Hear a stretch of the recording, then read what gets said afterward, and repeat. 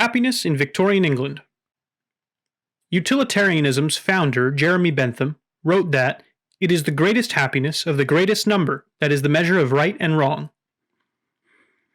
That apparently simple line is the foundation of utilitarian philosophy, and yet utilitarian philosophers have labored over it painstakingly, attempting to clarify the term greatest happiness.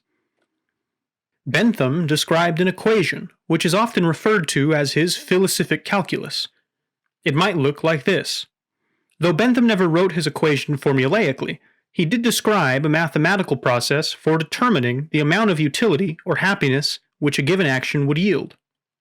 He put it in terms of intensity, duration, certainty, nearness, fecundity, and purity.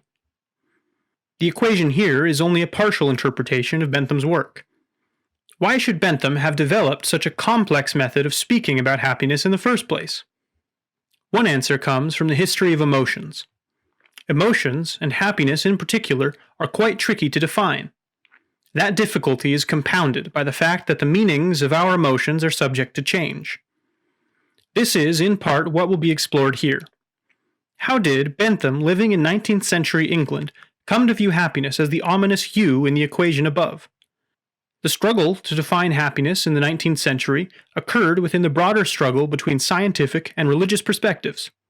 Scientific thought allowed Bentham to conceive of happiness mathematically and challenged traditional interpretations of the emotion's meaning.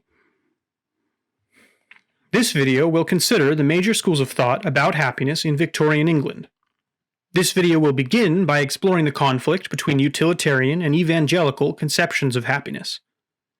These two schools of thought reflect the broader struggle between scientific and religious perspectives and illustrate how the rise of scientism affected how Victorians thought about happiness. The video will also consider how it was that British Neo-Hegelianism and Romanticism offered less scientific attempts to describe happiness. These at once challenged the evangelical description by offering material descriptions of happiness and undermined the utilitarian description by refusing to commit to hedonism as a viable explanation of happiness. Finally, this video will discuss how it was that John Stuart Mill attempted to find a compromise between these disparate schools of thought. Jeremy Bentham. Jeremy Bentham is an important starting point for any discussion of happiness in the Victorian context.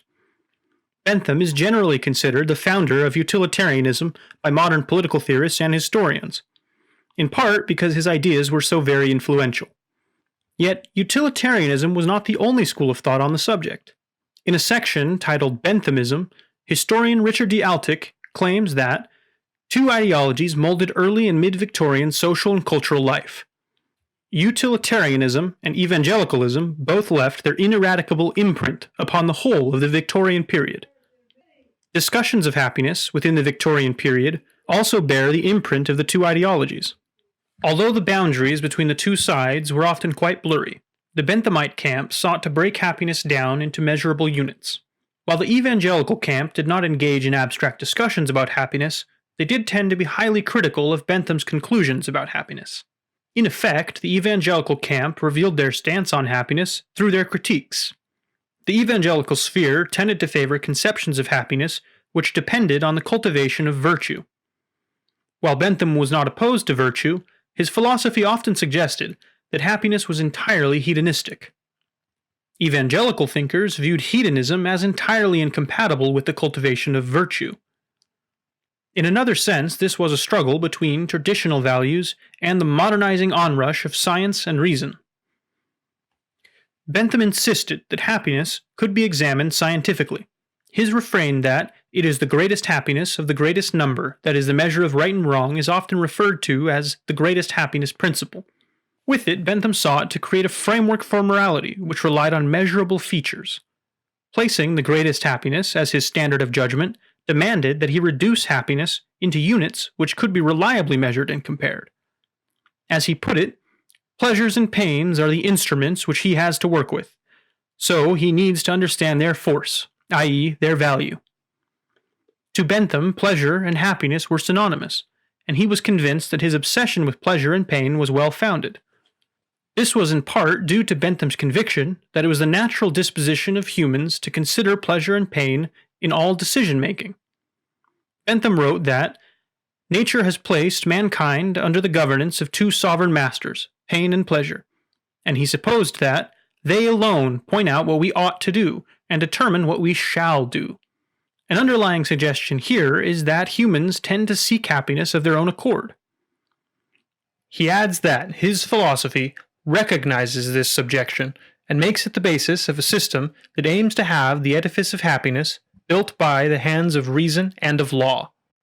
Within Bentham's suggestions that reason and law are the appropriate tools for building happiness resides an assertion that humans are not simply enthralled by pain or pleasure, but capable of engaging those sovereign masters intelligently and rationally. Bentham felt that humans are more likely to maximize their happiness by using their rational faculties. He might have continued with his metaphors of governance and construction, but he concluded the passage, "Enough of metaphor and declamation. It is not by such means that moral science is to be improved." Bentham wanted his moral philosophy to be just that, a scientific tool for navigating our innate tendencies for maximizing happiness. Ross Harrison argues within the Oxford Companion to Philosophy that Bentham wanted to clarify psychology to show at what people actually do aim. He wanted to devise the appropriate systems of government, law, or punishment so that these things could be put in step. In the same way that Newton's laws managed to describe the mechanics of gravity, and yet failed to describe what gravity is, Bentham's moral science attempts to describe the mechanics of humanity's pursuit of happiness, and yet fails to explicitly describe what happiness is. Even though Bentham refrained from making explicit claims about the nature of happiness, his instructions about how to maximize happiness implicitly reveal his beliefs about the nature of happiness. First, Bentham believed that happiness was derived through pleasure. Second, he believed that happiness was naturally desirable. This early utilitarian model was entirely hedonistic. This approach to happiness set a precedent for utilitarian philosophers, but also for discussions of happiness more generally. The evangelical critique of hedonism. Hedonism drew much criticism from evangelicals, who felt that hedonism was wholly incompatible with happiness. The Reverend John Coles, who knew Bentham personally, published an open letter titled Utilitarianism Unmasked, in which he critiqued Bentham's views on happiness specifically. He wrote that, "The misfortune, however, in the case of Bentham was that his appetite greedily fastened upon the creature, not upon God, and the habit of receiving all his pleasures from mere selfish indulgences had so incapacitated him for the relish of every nobler enjoyment." Coles believed that the pursuit of earthly pleasure had kept Bentham from finding happiness. Coles suggested that had he, on the contrary, sought his happiness in God and in the way in which God had appointed, in and through Jesus Christ, he would have been successful. He would have been happy here and eternally happy hereafter. Happiness, then, was to be attained through God, not through pleasure. Likewise, the emphasis in Coles' language upon eternally happy hereafter refers at once to heaven, but also suggests that the form of happiness which is attained by religious devotion is eternal. The evangelical model of happiness includes the subordinate claim that the purest sense of happiness, that gained through God, lasts forever. This is a sentiment which sat well with evangelical minds. If happiness was attainable in this life, it was in the context of one's relationship to God. That relationship also demanded that one live up to the moral schemes stressed by evangelicals. Sobriety, thrift, cleanliness, good manners, respect for the law, honesty, and chastity were all elements of the ideally moral evangelical. In this manner, evangelical doctrine made specific claims about the kinds of actions which led to happiness. If real personal devotion to God demanded that one exhibit those moral virtues, then the eternal happiness which Coles refers to is achieved through the pursuit of those virtues. The evangelical stance on happiness appears to be that happiness is attained through virtue, and that happiness can be attained in the afterlife. Perhaps the most paramount virtue of Protestantism has been the work ethic, which the sociologist Max Weber, among others, have pointed out. This sentiment was expressed in numerous areas of Victorian life. Thomas Carlyle, for example, wrote, "Produce, produce, were it but the pitifulest infinitesimal fraction of a product, produce it, in God's name." He put it even more concretely with his admiration of that phrase of the old monks, laborare est orare, work is worship. Similarly, the author Samuel Smiles stressed hard work above all else within his set of popular self-help books. He wrote that nothing that is of real worth can be achieved without courageous working. Man owes his growth chiefly to that active striving of the will, that encounter with difficulty which we call effort. In this sense, diligence was at once a practical endeavor and an investment in one's eternal future. Richard Altick notes that attainment of heaven and happiness by implication was a long-term proposition. By diligent application to one's earthly task, one accumulated money in the spiritual bank which would pay off later, in the accumulated capital plus compound interest of divine grace. The idea that happiness comes from diligence was certainly a feature of the evangelical mindset, but it was so broadly disseminated that diligence retained quasi-holy status even amongst the irreligious. The romantic spirit and the movement of heaven. The evangelical contention that happiness resided in the afterlife was challenged by romantics. Romantic poets especially voiced the opinion that happiness could be had in this life. The romantic spirit was by no means uniform, but romanticism did tend to be life-affirming and often encouraged a sense of worldly awe. From such a perspective, there is no reason why one cannot at least have a slice of heaven upon this earth. William Wordsworth asserted as much in his poem Home at Grasmere. And here the distant thought is fetched out of the heaven in which it was. The unappropriated bliss hath found an owner, and that owner I am he. The Lord of this enjoyment is on earth and in my breast. Here Wordsworth suggests that his bliss was fetched out of heaven, but he is nonetheless experiencing it in the mundane realm. William Blake asserted that it was the natural state of humans on the earth to be happy. In his poem, Infant Joy, I have no name, I am but 2 days old. What shall I call thee? I happy am, joy is my name. Sweet joy befall thee. The assertion that even an infant experiences happiness from the start suggests that happiness is a natural component of our disposition. The tone of the poem suggests that this is something worth celebrating. The poet Samuel Taylor Coleridge explicitly celebrated joy in his poem Dejection and Ode. O pure of heart! Thou needst not ask of me what this strong music in the soul may be, this light, this glory, this fair luminous mist, this beautiful and beauty-making power. Joy, virtuous lady, joy that never was given, save to the pure and in their purest hour. Life and life's effluence, cloud at once and shower. Joy, lady, is the spirit and the power which wedding nature to us gives in dower. A new earth and new heaven, undreamt of by the sensual and the proud. Joy is the sweet voice, joy the luminous cloud. The themes of worldly bliss and the idea that joy, otherwise reserved for the afterlife, can and should be experienced in this life are critical elements of the romantic spirit. In a sense, the romantic spirit represents a movement of the evangelical form of happiness from heaven to earth. It is at once a recognition that happiness can be had on earth and license to pursue it. The romantic conception of happiness appears to contend, at the very least, that happiness can exist on earth, or that a semblance of heaven can exist on earth. But it also contends that happiness ought to be sought out, or at least appreciated in this life. John Stuart Mill and the expansion of utilitarianism. Coleridge, in particular, had a great impact on the direction of utilitarianism. Bentham's protege, John Stuart Mill, conceded that Bentham had lacked something which their more conservative critics possessed. He compared Bentham to Coleridge in 1838, calling them the two seminal minds of England in their age. It was Mill's belief that the two men, Bentham and Coleridge, represented the two sides of the British mindset. He wrote, Bentham was a progressive philosopher, Coleridge a conservative one. The influence of the former has made itself felt chiefly on the mind of the progressive class, of the latter on those of the conservative, and the two systems of concentric circles which the shock given by them is spreading over the ocean of mind, have only just begun to meet and intersect. The writings of both contain severe lessons to their own side, on many of the errors and faults they are addicted to, but to Bentham it was given to discern more particularly those truths to which existing doctrines and institutions were at variance, to Coleridge the neglected truths which lay in them. Mill clearly suspected that Bentham had missed something vital. In some sense, Mill's interpretation of utilitarianism was a compromise between these two modes of valuation. John Stuart Mill was raised from an early age to be Bentham's disciple. His father, James Mill, was a close friend of Bentham's and one of his earliest supporters. James Mill started John Stuart Mill off with a very intense education. Beginning with the study of Greek at the age of 3, Latin and algebra at the age of 7, his father gave him what he later called the highest order of intellectual education.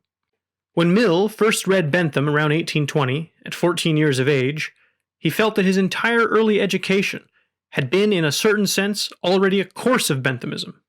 Indeed, when at the age of 20 Mill suffered what he called his crisis in mental history, it was in large part due to his sudden loss of faith in Bentham's philosophy. As he put it in his autobiography, "It occurred to me to put the question directly to myself. Suppose that all your objects in life were realized, that all the changes in institutions and opinions which you are looking forward to could be completely effected at this very instant. Would this be a great joy and happiness to you?" And an irrepressible self-consciousness distinctly answered, "No." At this my heart sank within me, the whole foundation on which my life was constructed fell down. After a period of about 5 years, wherein he wrote relatively little, he came to his own conclusions about utilitarianism. It was also around this time that he came to appreciate the poetry of Samuel Taylor Coleridge and William Wordsworth.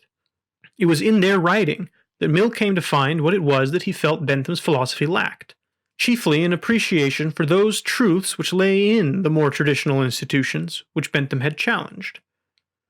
Mill went on to deconstruct Benthamism and create his own model of utilitarianism. It is important to consider the context which led him to diverge from Bentham. Mill did not simply build upon Bentham's philosophy, he lost faith in it, and in his attempts to reconcile that faith, he turned to the alternate set of arguments about the nature of happiness. Mill's more radical departure from Bentham came in his claim that not all types of pleasure were equal, or comparable for that matter. In the 1850s, he wrote that it is quite compatible with the principle of utility to recognize the fact that some kinds of pleasure are more desirable and more valuable than others. Mill also argued that the capacity to access higher pleasures could vary from person to person. He wrote that human beings have faculties more elevated than the animal appetites, and when once made conscious of them, do not regard anything as happiness which does not include their gratification. While a being of higher faculties requires more to make him happy, is capable probably of more acute suffering, and is certainly accessible to it at more points than one of an inferior type, but in spite of these liabilities, he can never really wish to sink into what he feels to be a lower grade of existence. Mill put it in more pointed language when he wrote that it is better to be a human being dissatisfied than a pig satisfied, better to be Socrates dissatisfied than a fool satisfied. And if the fool or the pig is of a different opinion, it is because they only know their own side of the question. The other party to the comparison knows both sides. Like Socrates, Mill thought that only a cultivated mind could find satisfaction in the imaginations of poetry, the incidents of history, the ways of mankind past and present, and their prospects in the future. Mill conceded that virtue, according to the utilitarian doctrine, is not naturally and originally part of the end, but it is capable of becoming so, and in those who love it disinterestedly, it has become so, and is desired and cherished not as a means to happiness, but as a part of their happiness.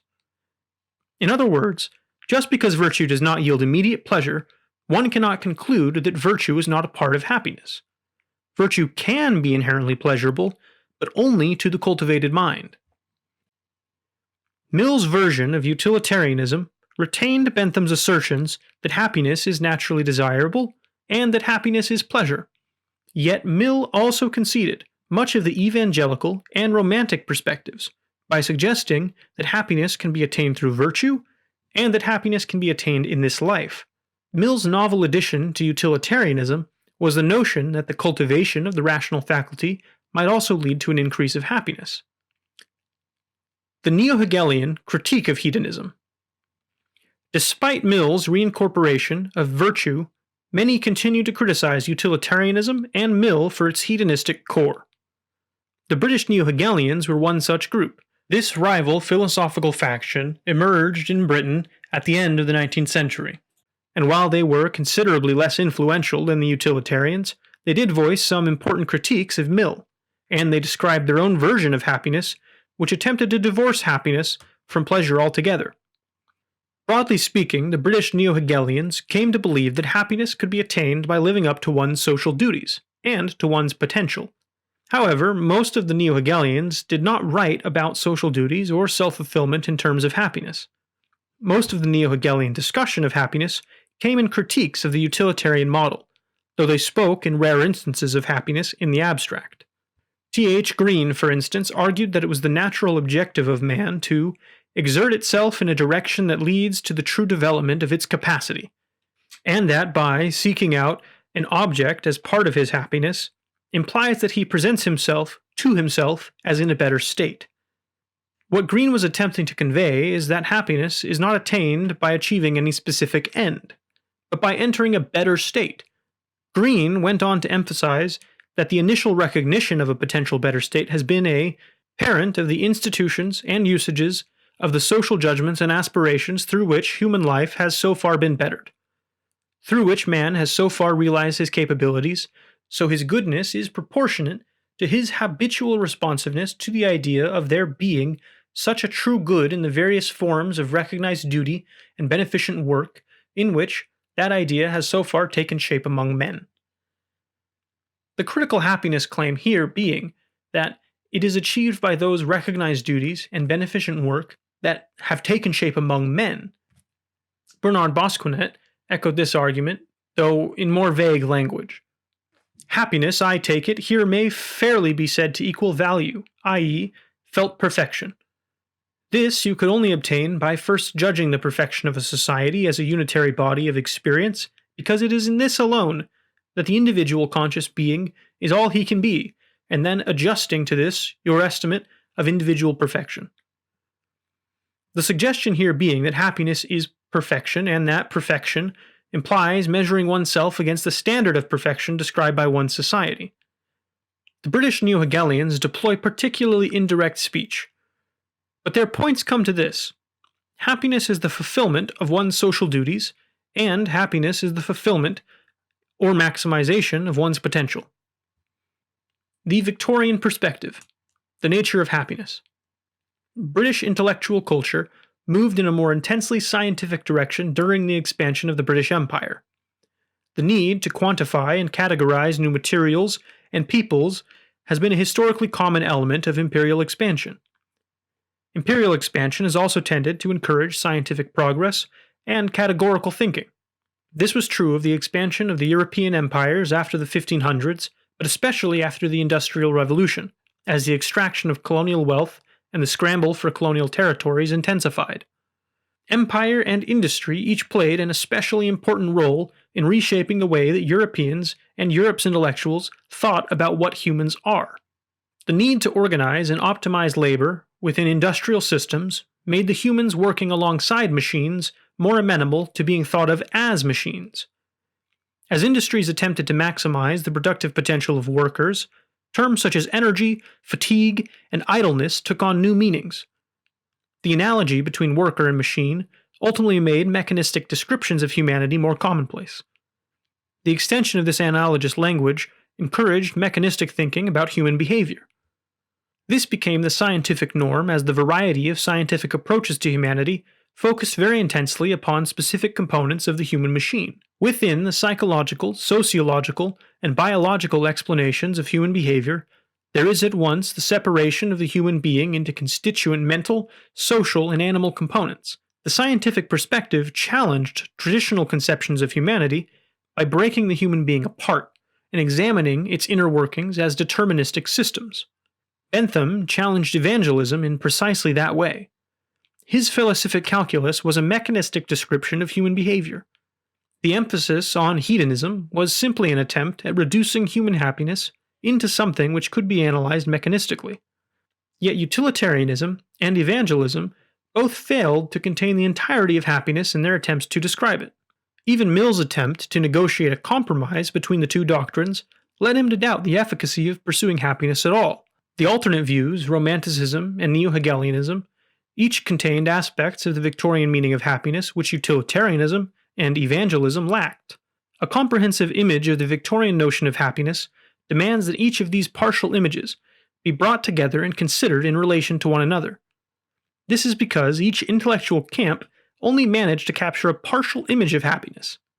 While the utilitarians attempted to analyze happiness in terms of pleasure, evangelism recommended that happiness could be attained by behaving virtuously. Mill proposed a compromise by suggesting that virtue was a source of happiness, which depended on the intellectual capacity of the individual. The Neo-Hegelians challenged hedonism and virtue by suggesting that the fulfillment of one's social duties was the ultimate source of happiness. These contradictions appear to preclude any clearly defined meaning for happiness, but if they are taken as partial images of a whole, then it is possible to perceive a rough definition which an average British intellectual in the 19th century might have been capable of operating within. Each perspective might be likened to an expedition mapping a foreign geography. Each expedition might return with a slightly different map, which describes the same location. Each intellectual faction perceived happiness differently, but together their descriptions encompassed the geography of the emotion more accurately. Some features may have been missing, others might have been exaggerated, but one can at least determine that there are oceans to the east and west and a mountain range in between. The Victorian notion of happiness was at once a matter of pleasure, virtue, social duties, a thing to be experienced in life and in the afterlife, despite the apparent contradictions between these perspectives. The apparent contradictions reflect the conflict between material and religious perspectives. As intellectuals embraced scientific perspectives, they also built up a stockpile of intellectual challenges to the traditional descriptions of reality. Utilitarianism, Neo-Hegelianism, and Romanticism each presented a different form of material challenge to the evangelical explanation of happiness. That is to suggest that pleasure, social obligation, and the romantic emphasis on happiness in this life make claims about happiness which connect it to the material world. These claims therefore depend partially upon the increasing authority of science and materialism. While evangelism was not entirely dethroned by these doctrines, it was forced to exist with them despite the apparent incompatibilities. One aspect which each of these contemporary happiness claims appear to have had in common was that they each put great emphasis upon the responsibility of the individual for his or her own happiness. This is manifest in the fact that each of the descriptions of happiness encountered here were prescriptive in nature. Each recommended specific behavior which leads to happiness. The utilitarians urged the pursuit of pleasure, the evangelicals recommended virtuous living, the Neo-Hegelians suggested that one ought to fulfill their social duties. Even the romantic notion that happiness ought to be pursued contained a directive for the individual to do so. In each case, to the extent to which an individual could be held accountable for his own behavior, they could also be held accountable for their own happiness.